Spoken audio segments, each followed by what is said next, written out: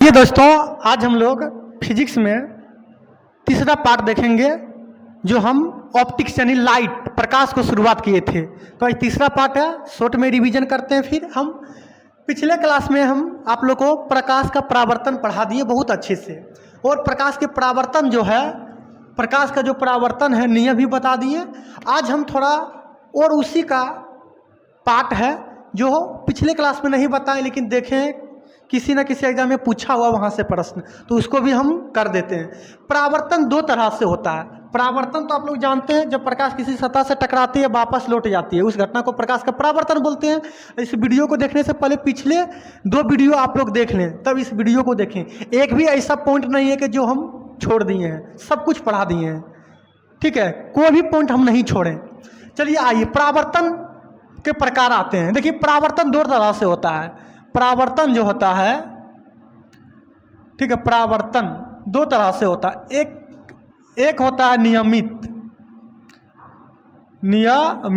नियमित परावर्तन, दूसरा होता है अनियमित परावर्तन। पहला क्या हो गया? नियमित परावर्तन। दूसरा क्या हो गया? अनियमित परावर्तन। नियमित परावर्तन किसको कहते हैं? नियमित परावर्तन जब प्रकाश की किरण किसी समतल सतह पर टकराती है। किसी समतल सतह से क्या होती है? समतल सतह से टकराती है। समतल सतह से टकराती है। समतल सतह से टकराती है। समतल सतह से टकराती है। तो ये क्या हो गया? ये क्या हो गया? नियमित परावर्तन। क्या हो गया? ये नियमित परावर्तन हो गया। क्या हो गया? नियमित परावर्तन हो गया। ठीक है, जब प्रकाश की किरणें किसी समतल सतह पर, चिकनी सतह पर, चिकन होना चाहिए, ठीक है, उस पर पड़ती है तो हम लोग क्या बोलते हैं? नियमित परावर्तन। और अनियमित परावर्तन किसको बोलते हैं? जब प्रकाश की किरण उभर खावर सतह हो। कैसा सतह हो? उभर खावर हो। तो इस तरह पड़ेगा, इसका किरण कहीं भी भाग सकता है, कहीं भी जा सकता है, इसका कहीं भी जा सकता है। तो ये मेरा क्या हो गया? अनियमित परावर्तन। तो नियमित परावर्तन, अनियमित परावर्तन समझ गए। नियमित परावर्तन जब चिकनी सतह हो, समतल सतह, उस पर प्रकाश की किरण अगर पड़ती है तो हम लोग क्या बोलते हैं उसको? इस घटना को नियमित परावर्तन। अनियमित परावर्तन किसको बोलते हैं? उभर खावर सतह पर जब पड़ती है, मतलब गड्ढा आप लोग देखते होंगे, ठीक है, उभर खावर, तो उसको हम लोग क्या बोलते हैं? उभर खावर पर जब प्रकाश की किरण पड़ती है तो अनियमित परावर्तन उसको हम लोग बोलते हैं। तो प्रकाश के परावर्तन दो तरह से आता है, नियमित और अनियमित, ये आप लोग याद रखिएगा, ठीक है। चलिए आगे बढ़ते हैं।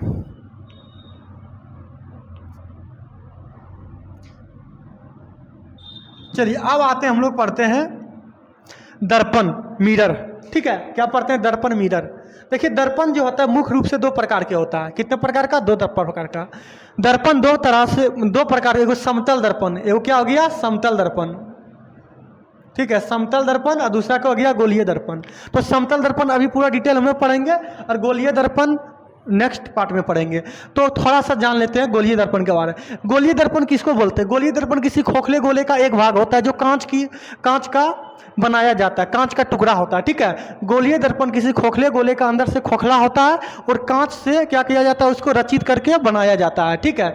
गोलीय दर्पण जो होता है आप लोग देख सकते हैं। अगर गोलीय दर्पण आप फिगर क्या बनाएंगे आप लोग समझाते हैं। मुख्य रूप से अवतल दर्पण, उत्तल दर्पण इसी का पार्ट है, तो ये दोनों समझेंगे। गोलीय दर्पण खुद समझ जाइएगा, बस गोलीय दर्पण आप लोग याद रखिएगा। प्रकाश के क्या बोलते हैं? किसी खोखले गोले का एक भाग होता है, ठीक है, किसी खोखले गोले का एक भाग होता है, उसे गोलीय दर्पण कहते हैं। अब देखिए, अवतल दर्पण और उत्तल दर्पण। गोलीय दर्पण के प्रकार पढ़िएगा तो अवतल दर्पण और उत्तल दर्पण। गोलीय दर्पण दो प्रकार का, एक हो गया अवतल दर्पण, एक क्या हो गया? अवतल दर्पण, ठीक है, और एक क्या हो गया? उत्तल दर्पण। क्या हो गया? उत्तल दर्पण। यहाँ पर ध्रुव डिटेल पढ़ेंगे आगे इसका पार्ट, ठीक है। ये ध्रुव हो गया, पेप्सी पिला दो, फोकस पकड़ता के अंदर ध्रुव। तो आप लोग समझ गए, ठीक है, आप लोग समझ गए। क्या समझ गए? दर्पण दो प्रकार का, समतल दर्पण, गोलीय दर्पण। गोलीय दर्पण किसी खोखले गोले का एक भाग होता है। गोलीय दर्पण दो प्रकार का, अवतल दर्पण और उत्तल दर्पण। ये पार्ट जो है हम नेक्स्ट पार्ट में पढ़ेंगे बहुत अच्छे से। अभी हम जानेंगे समतल दर्पण। समतल दर्पण किसको बोलते हैं? जिसकी सतह क्या होती है? समतल होती है। जिसकी सतह क्या होती है? समतल होती है। तो समतल दर्पण की सबसे इंपॉर्टेंट है विशेषताएं, प्रतिबिंब की विशेषताएं। प्रतिबिंब की विशेषताएं अगर हम लोग जान जाते हैं तो समतल दर्पण खत्म हो जाएगा। बाकी समतल दर्पण, अवतल दर्पण, उत्तल दर्पण, गोलीय दर्पण, ये सब जो है हम लोग इसका उपयोग एक पार्ट में लेकर आएंगे। अभी उपयोग तो उपयोग हटा दो, अब इससे रिलेटेड जो भी बन रहा है उसको देखो। सारा महत्वपूर्ण प्रश्न है, किसी ना किसी एग्जाम में पूछा हुआ है ये सब सारा प्रश्न, जो कि हम रिवीजन के तौर पर आप लोग को समझा रहे हैं। और रिवीजन किस तरह कर रहे हैं? समझा के कर रहे हैं, खाली बोल के नहीं निकल रहे हैं। कोई दिक्कत? चलिए आइए देखिए, प्रतिबिंब। समतल दर्पण को हम लोग क्या जानेंगे? समतल दर्पण प्रतिबिंब की विशेषताएं के बारे जानेंगे। समतल दर्पण के प्रतिबिंब का विशेषताओं को हम लोग जानेंगे, यानी समतल दर्पण में कैसा कैसा प्रतिबिंब बनता है, किस रूप में बनता है, किस तरह होता है, उसको बारे हम लोग जानेंगे। तो आप लोग याद रखिएगा, समतल दर्पण में हमेशा सीधा प्रतिबिंब बनता है। समतल दर्पण में हमेशा कैसा बनता है? सीधा प्रतिबिंब बनता है। और समतल दर्पण में हमेशा कैसा बनता है? सीधा प्रतिबिंब बनता है। और जो सीधा बनता है वो हमेशा आभासी या काल्पनिक, आभासी या काल्पनिक, आभासी या क्या हो गया? काल्पनिक हो गया। तो समतल दर्पण में सीधा प्रतिबिंब बनता हमेशा, और जब प्रतिबिंब सीधा बनता है उसको कैसा बनता है? आभासी होता है या काल्पनिक होता है। आभासी काल्पनिक एक ही बोलते हैं, ठीक है। अब हमेशा प्रतिबिंब दर्पण के पीछे बनेगा। हमेशा जो है समतल दर्पण में प्रतिबिंब कहाँ बनेगा? दर्पण के पीछे बनेगा। समतल दर्पण में हमेशा प्रतिबिंब दर्पण के पीछे बनेगा, और इसमें वस्तु की दूरी बराबर प्रतिबिंब की दूरी होता है। सारी विशेषताएं बता रहे हैं, ठीक है। समतल दर्पण में वस्तु की दूरी बराबर क्या हो जाएगा? प्रतिबिंब की दूरी। समतल दर्पण में वस्तु की दूरी बराबर क्या हो जाएगा? प्रतिबिंब की दूरी। इसकी फोकस दूरी वक्रता त्रिज्या अनंत होती है, याद रखिएगा। समतल दर्पण की फोकस दूरी और वक्रता त्रिज्या क्या होती है? अनंत होती है। क्या होती है? अनंत होती है। समतल दर्पण में फोकस दूरी और वक्रता त्रिज्या क्या होती है? अनंत होती है। क्योंकि मान लो इस समतल दर्पण है, क्या है? समतल दर्पण में इसको अगर गोल करिएगा, गोल होगा? गोल नहीं होगा। और जो गोल नहीं होता है वो उसका फोकस मतलब त्रिज्या नहीं बनेगा, ठीक है। ये गोल नहीं हो रहा, ठीक है। बाकी छोड़ो ये सब, बाकी याद रखिएगा फोकस अनंत और वक्रता त्रिज्या भी अनंत होती है। किसमें? समतल दर्पण में। किसमें? समतल दर्पण में। अब देखिए इसका आवर्धन एक होता है, याद रखिएगा, +1, ठीक है। इसकी आवर्धन क्या होता है? +1 होता है, ठीक है, 1 होता है। समतल दर्पण की आवर्धन पूछेगा कितना होता है? 1 होता है। एम के मान कितना होता है? 1 होता है। अब देखिए आगे पॉइंट, समतल दर्पण में किसी वस्तु का पूरा प्रतिबिंब देखना है। कोई आईना लगा हुआ है, ठीक है, पूरा आईना लगा हुआ है, ठीक है, क्या समतल दर्पण है। तो समतल दर्पण में पूरा हम अपना शरीर देखना है। समतल दर्पण में किसी भी वस्तु का पूरा क्या देखना है? शरीर यानी प्रतिबिंब देखना है। क्या देखना है? शरीर यानी प्रतिबिंब देखना है। तो उसके देखने के लिए दर्पण की लंबाइया वस्तु से आधी होनी चाहिए। वस्तु से कितना होनी चाहिए? आधी होनी चाहिए। मेरा कहने का मतलब है, अगर अपना हम शकल यानी आईना में देखेंगे तो पूरा देखने के लिए, यानी पैर से लेकर मतलब माथा तक पूरा देखने के लिए जो दर्पण है ना, वो कम से कम मेरी लंबाइया का आधी होना चाहिए। कितना? मान लीजिए हम कितना है? 6 फुट है। कितना है? 6 फुट है। तो दर्पण जो होना चाहिए कम से कम 3 फुट का होना चाहिए। कितना होना चाहिए? 3 फुट का होना चाहिए। कितना फुट? 3 फुट। 6 फुट अगर हम हैं तो दर्पण कम से कम 3 फुट होना चाहिए, तब पूरा अपना प्रतिबिंब हम देख पाएंगे। तब अपना हम क्या देख पाएंगे? पूरा प्रतिबिंब देख पाएंगे। तो आप लोग समझ गए, समतल दर्पण में किसी वस्तु का पूरा प्रतिबिंब देखने के लिए समतल दर्पण की लंबाई वस्तु से आधी होनी चाहिए। कितनी होनी चाहिए? आधी होनी चाहिए। कितनी होनी चाहिए? आधी होनी चाहिए। यहां तक कोई दिक्कत? अब आगे देखिए, कोई व्यक्ति 1 मीटर प्रति वेग से समतल दर्पण की ओर आता है। समझिए अच्छे से,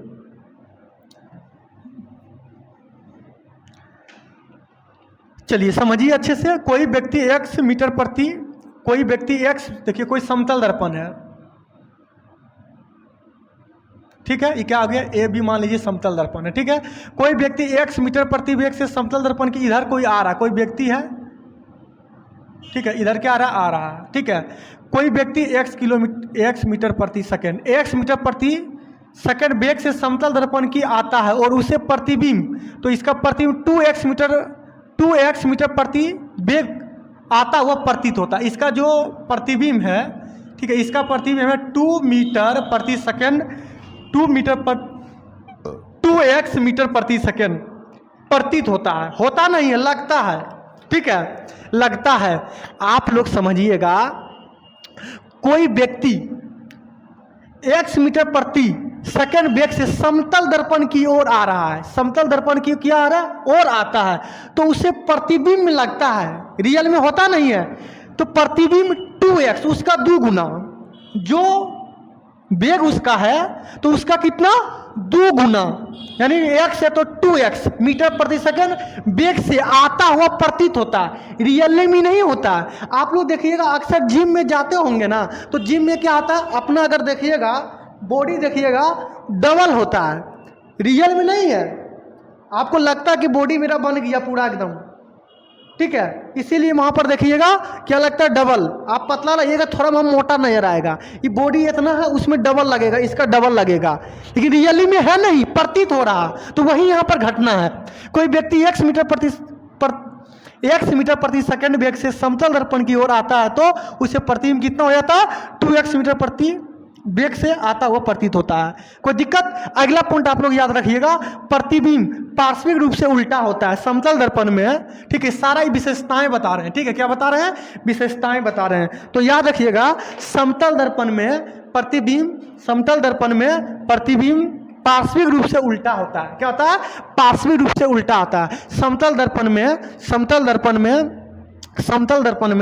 प्रतिबिंब पार्श्विक रूप से क्या होता है, उल्टा होता है। यानी पार्श्विक का मतलब होता है, अगर दायां हाथ हम अगर समतल में देखेंगे तो बायां नजर आएगा, और बायां देखेंगे तो क्या आएगा, दायां नजर आएगा। लेकिन पूरा शरीर का पूरा पार्ट देखिएगा सेम उसी रहेगा, जिस तरह नाक है, जिस तरह कान है, जिस तरह आंख है, जिस तरह जो भी है सब उसी तरह नजर आएगा। लेकिन आप लोग दायां हाथ यानी खैकी हाथ उठाइएगा तो चेठरी नजर आएगा, चेठरी उठाइएगा तो खैकी नजर आएगा। उसी को हम लोग बोलते हैं पार्श्विक। क्या बोलते हैं? पार्श्विक प्रतिबिंब से क्या होता है, उल्टा होता है। अब हम आते हैं समतल दर्पण में प्रतिबिंब संख्या निकालना है। अगर समतल दर्पण में प्रतिबिंब संख्या निकालना है तो विषम के लिए, ठीक है, विषम के लिए 360 डिग्री याद रखिएगा। क्या याद रखिएगा? 360 डिग्री बटा थीटा, 360 डिग्री बटा थीटा याद रखिएगा, ठीक है। विषम के लिए 360 डिग्री बटा थीटा, 360 डिग्री बटा थीटा। जैसे सपोज मान लो कि हमको थीटा के मान दे दिए हैं 40 डिग्री, कितना ले लिए 40 डिग्री, हमको प्रतिबिंब की संख्या निकालना है, यानी 360 बटा थीटा मान 40 से ले लिए, 0 से 0 खत्म, 9 बार में खत्म, यानी 9 इसका क्या आ गया, उत्तर आ गया। कब? जब विषम संख्या आएगा तब।